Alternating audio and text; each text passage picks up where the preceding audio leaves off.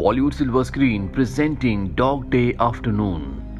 22 अगस्त सन 1972 को ब्रुकलिन के एक बैंक के बाहर हमें एक गाड़ी को रुकते हुए दिखाया जाता है, जिसमें से सोनी, उसका दोस्त सैल और एक दूसरा दोस्त स्टीव निकलते हैं। दरअसल आज ये तीनों के तीनों बैंक रॉबरी करने के लिए आए हैं। आज से पहले इन्होंने कभी बैंक रॉबरी नहीं की, इसीलिए तीनों के तीनों घबराए हुए होते हैं। और अब ये तीनों बैंक के अंदर जाते हैं, जहां पर सैल सबसे पहले मैनेजर के रूम में जाकर उसे गन पॉइंट पर ले लेता है। साथ ही सोनी भी अपनी गन निकाल लेता है। ये सब देखने के बाद इनका तीसरा साथी स्टीव डर जाता है। वो सोनी से कहता है कि मुझे डर लग रहा है, मैं वापस जाना चाहता हूँ। जो सुनकर सैल को और सोनी को बहुत अजीब लगता है। सैल कहता है कि इसे जाने दो।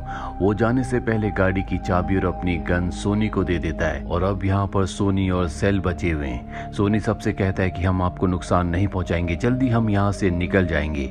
और इसके बाद वो बैंक मैनेजर को लॉकर खोलने के लिए कहता है। बैंक मैनेजर जब लॉकर खोलने के लिए जाता है तो सोनी देख लेता है कि जिस चाबी से वो लॉकर खोलने जा रहा है वो एक खास चाबी है। अगर उसने उससे लॉकर खोला तो पास ही के पुलिस स्टेशन में अलार्म बज जाएगा और जल्दी यहाँ पर पुलिस आ जाएगी। सोनी मैनेजर को ऐसा करने से मना करता है और कहता है कि अगर तुमने कोई भी चालाकी की तो मैं तुम्हें मार दूंगा।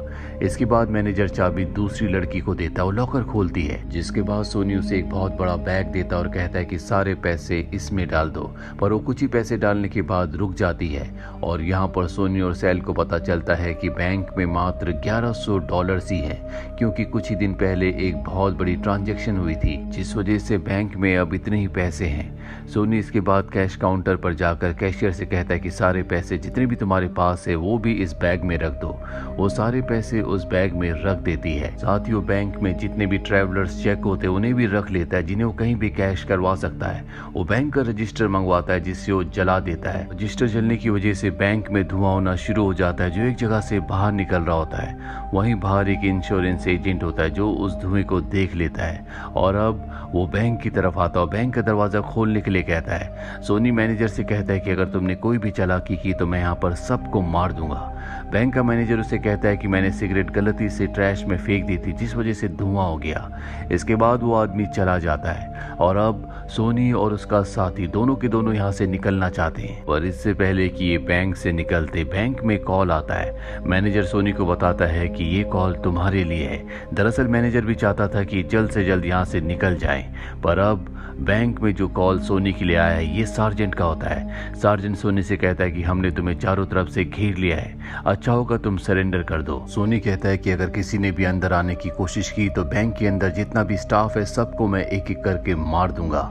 और अब वो सबको एक जगह जाने के लिए कहता है। सैल सोनी से कहता है कि तुम सच में इन्हें मारने वाले हो। सोनी कहता है मुझे नहीं पता, जो मेरे मन में आया मैंने बोल दिया। सोनी का साथी सैल कहता है कि अगर यहाँ से निकलने का सिर्फ एक यही रास्ता है तो मैं ये भी करने के लिए तैयार हूँ। दरअसल बैंक के अंदर जितना भी स्टाफ है अब तक इन्हें पता चल चुका है कि ये प्रोफेशनल रॉबर नहीं है, क्योंकि ये बहुत ही नौसिखिया होते हैं। इनके पास निकलने का बहुत वक्त था, लेकिन इन दोनों ने अब वो वक्त वेस्ट कर दिया है। बाहर अब पुलिस खड़ी है जो इनका इंतजार कर रही है। सोनी बैंक के स्टाफ से कहता है कि यहाँ पर गड़बड़ हो चुकी है, हम आप में से किसी को कुछ नहीं कहेंगे, हम यहाँ से निकलना चाहते हैं। बैंक के अंदर कोई भी कहीं भी जा सकता है, लेकिन कोई बैंक से बाहर नहीं जाएगा। और तभी यहाँ पर बैंक का जो गार्ड होता है उसको अस्थमा अटैक आ जाता है, उसकी तबीयत खराब होने लग जाती है। एक बार फिर से सोनी को सार्जेंट का कॉल आता है। वो कहता है मैं देखना चाहता हूँ कि सब के सब सुरक्षित है कि नहीं। सोनी कहता है कि मैं ऐसा नहीं करूंगा। सार्जेंट कहता है कि तुम किसी एक को बाहर लेकर आओ ताकि मुझे यकीन हो सके कि सब के सब पूरी तरह से सुरक्षित हैं। और अब क्योंकि सिक्योरिटी गार्ड को अस्थमा का अटैक आया होता है, इसीलिए सोनी तय करता है कि वो उसे छोड़ देगा। वो सिक्योरिटी गार्ड और एक लड़की को लेकर बाहर की तरफ जाता है। सबसे पहले उस सिक्योरिटी गार्ड को छोड़ता है और तभी दो पुलिस वाले आते हैं और उसे पकड़कर अपने साथ ले जाते हैं। दरअसल पुलिस वालों को लगता है कि ये भी रॉबर्स का ही साथी है, पर सार्जेंट उनके पास आता और कहता है कि इसे छोड़ दो, जिसके बाद पुलिस वाले उसे छोड़ देते हैं। दरअसल यहाँ पर सार्जेंट के साथ और भी बहुत सारे पुलिस ऑफिसर्स हैं, जिन सबको एक साथ कंट्रोल करना बहुत मुश्किल है।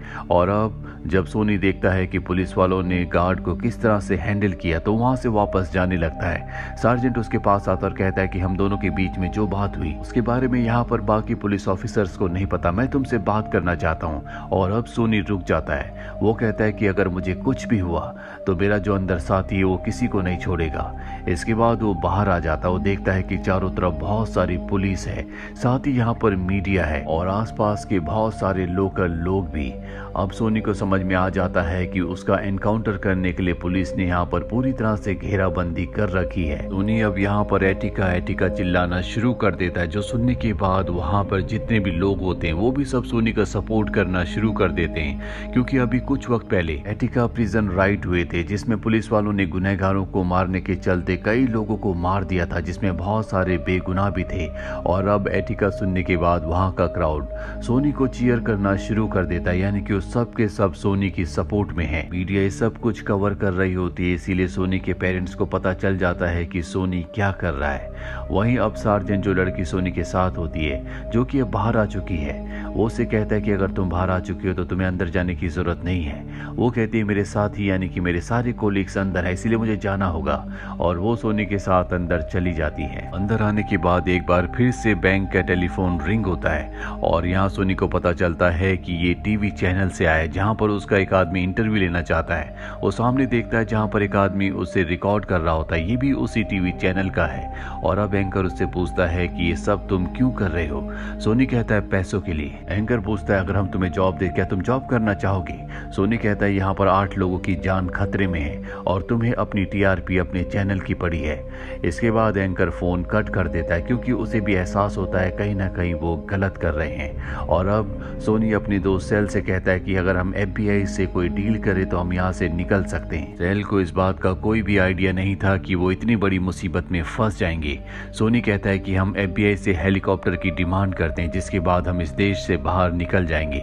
और अब सोनी सार्जेंट से मिलने के लिए बाहर जाता है। वो कहता है कि हमें एक हेलीकॉप्टर की जरूरत है। सार्जेंट उसे कहता है कि बैंक की छत के ऊपर हम किसी भी हेलीकॉप्टर को नहीं उतार सकते। सोनी कहता है तो ठीक है, तो मेरी वाइफ को यहाँ पर ले आओ, उसके बदले मैं एक हॉस्टेज को छोड़ दूंगा। जब तुम यहाँ पर हेलीकॉप्टर को लेकर आओगे तो मैं दूसरे हॉस्टेज को छोड़ दूंगा। जैसे जैसे तुम मेरी डिमांड्स को पूरा करोगे, एक एक करके मैं सभी हॉस्टेज को छोड़ता जाऊंगा। सार्जेंट सोनी से उसके घर का एड्रेस मांगता है, जिसके बाद पुलिस वाले उसके घर पर जाते हैं, पर सोनी की पत्नी उनके साथ आने से साफ साफ मना कर देती है। वहीं हमें बैंक के अंदर दिखाया जाता है, जहां पर एक लेडी की तबीयत खराब होना शुरू हो जाती है। दरअसल बैंक के अंदर एयर कंडीशन नहीं चल रहा होता, इसीलिए उसकी तबीयत खराब हो रही होती है। और अब सोनी मैनेजर के साथ नीचे जाता है, जहां से एयर कंडीशन को ऑपरेट किया जाता है। और तभी उसे पता चलता है कि पुलिस वाले पीछे विंडो के रास्ते अंदर आने की कोशिश कर रहे हैं। वो विंडो पर एक गोली चलाता है, जिससे पुलिस वाला डर कर नीचे गिर जाता है। बाहर सार्जेंट के साथ सभी लोग बुरी तरह से डर जाते, उन्हें लगता है कि सोनी ने किसी को मार दिया। और इसके बाद सोनी बाहर आता है। वो सार्जेंट को कहता है कि विंडो से एक पुलिस वाला अंदर आने की कोशिश कर रहा था। सार्जेंट कहता है कि मुझे इस बारे में कुछ नहीं पता। दोनों के बीच में अब आर्ग्यूमेंट्स होना शुरू हो जाते हैं। सार्जेंट कहता है कि हमारे आदमी तुम्हारी पत्नी को लेने के लिए गए हैं, हम हेलीकॉप्टर यहाँ पर नहीं उतार सकते, इसीलिए हमने बस का इंतजाम किया है। क्या तुम्हें और कुछ भी चाहिए? सोनी कहता है कि सबको अंदर भूख लगी है, हमें कुछ खाना चाहिए। जिसके बाद सार्जेंट पिज्जा ऑर्डर करता है और अब सोनी एक बार फिर से बैंक के अंदर आ जाता है। कुछ ही देर बाद यहाँ पर पिज्जा डिलीवरी बॉय आ जाता है, जो सोनी से बहुत ज्यादा प्रभावित होता है। वो सोनी को पिज्जा देता है, जिसके बदले सोनी उसे पैसे और साथ ही अच्छी खासी टिप्स भी देता है, जिससे वो पिज्जा डिलीवरी बॉय बहुत ज्यादा खुश हो जाता है।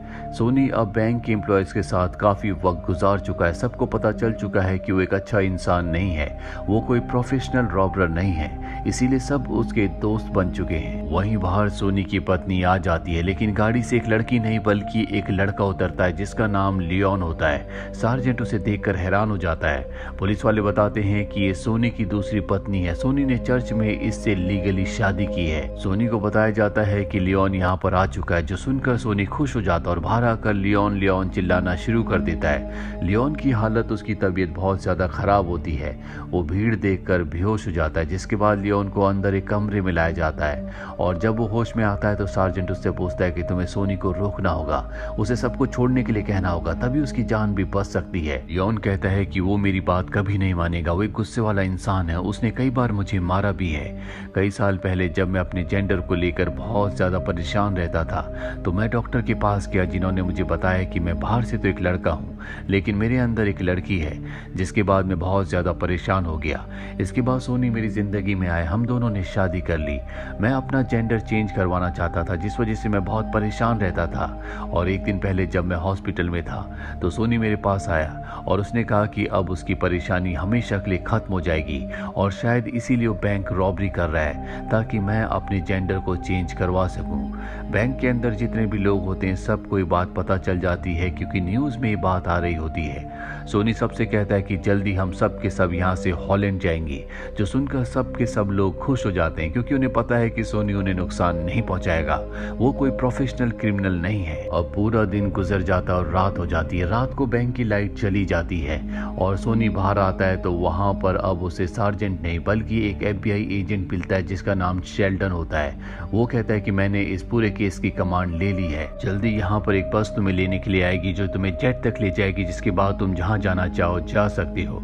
अब हम तुम्हारी किसी भी और डिमांड को नहीं मानेंगे, तुम्हें सभी हॉस्टेज को छोड़ना होगा। सोनी कहता है कि सार्जेंट के साथ मेरी डील हुई थी, जब मैं जेट में बैठूंगा मैं एक हॉस्टेज को छोड़ूंगा और जब सब कुछ अंदर पूरी तरह से ठीक होगा तो मैं सबको छोड़ दूंगा। FBI एजेंट कहता है कि बस के यहाँ पर आने से पहले मैं सभी हॉस्टेज को देखना चाहता हूँ। जिसके बाद सोनी उसकी चेकिंग करता है और उसे अंदर ले जाता है जहाँ पर सोनी के साथी ने सभी को गन पॉइंट पर रखा होता है। वो देखता है कि सबके सब पूरी तरह से सुरक्षित होते हैं और अब FBI एजेंट बाहर आता है। वो सोनी से कहता है कि तुमने सभी हॉस्टेज को अच्छे से रखा है, लेकिन जब भी हमें मौका मिलेगा तो हम तुम्हारे साथी का एनकाउंटर कर देंगे। वहीं बैंक के अंदर जो बैंक का मैनेजर होता है उसकी तबीयत खराब होना शुरू हो जाती है क्योंकि वो एक डायबिटिक पेशेंट था। इसीलिए सोनी बाहर जाकर कहता है कि हमें एक डॉक्टर की जरूरत है। जिसके बाद डॉक्टर को बुलाया जाता है। सोनी उसके बैग की चेकिंग करता है और उसे अंदर जाने की परमिशन दे देता है। FBI एजेंट शेल्डन सोनी से कहता है कि तुम्हारा साथी लियोन तुमसे बात करना चाहता है। जिसके बाद फोन आता है और अब सोनी लियोन से बात करता है। लियोन सोनी से कहता है कि तुमने ऐसा क्यों किया। सोनी कहता है कि हमारे पास तुम्हारे ऑपरेशन के पैसे नहीं थे, इसीलिए मुझे लगा कि यही करना ठीक होगा।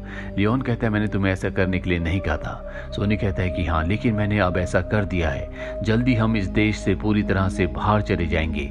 अगर तुम चाहो तो तुम भी हमारे साथ आ सकते हो। पर लियोन मना कर देता है। वो कहता है कि अगर मैंने ऐसा किया तो सब समझेंगे मैं भी तुम्हारे साथ इस प्लान में शामिल हूँ। और अब वो फोन को डिस्कनेक्ट कर देता है। वहीं डॉक्टर सोनी को बताता है कि मैनेजर की हालत बहुत ज्यादा खराब है, उन्हें यहाँ पर रखना ठीक नहीं है।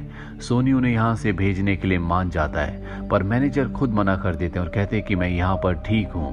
वहीं बाहर दिखाया जाता है जहाँ पर जितने भी लोग होते हैं वो सब के सब सोनी की सपोर्ट में होते हैं। सब यही कह रहे होते हैं कि सोनी और उसके साथी सैल को यहाँ से बाहर भेज दिया जाए। अब कुछ देर बाद सोनी की मॉम सोनी से मिलने के लिए आती है और वो सोनी से कहती है कि हमने FBI से बात कर ली है, तुम्हें कुछ नहीं होगा, तुम्हें छोड़ दिया जाएगा, लेकिन सैल की गारंटी नहीं है। सोनी कहता है कि मैं सैल का साथ नहीं छोड़ सकता, मेरे कहने पर वो यहाँ पर आया था, वो मेरी जिम्मेदारी है। दरअसल सोनी अपने साथी सैल का साथ नहीं छोड़ना चाहता।